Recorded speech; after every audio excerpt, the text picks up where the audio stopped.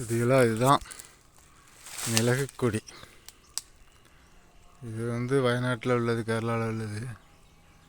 இது ஒரு 10 வருஷம் வயசுள்ள 10 வயசுள்ள ஒரு கொடி. இதுதான் மிளகு தோட்டம். இந்த இனம் பன்னீர். இந்த வருஷம் கொஞ்சம் கம்மி தான். பழுத்துட்டு இப்போ பறிக்க வேண்டிய ஒரு டயம்தான். பாருங்க, எல்லாமே அதுதான். புரியல. இது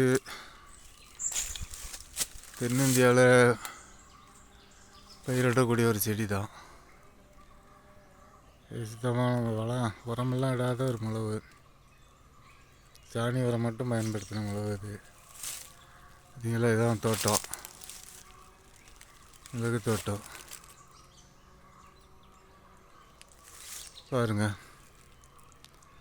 இடையில் அடிக்கிற ஒன்று பாக்கு.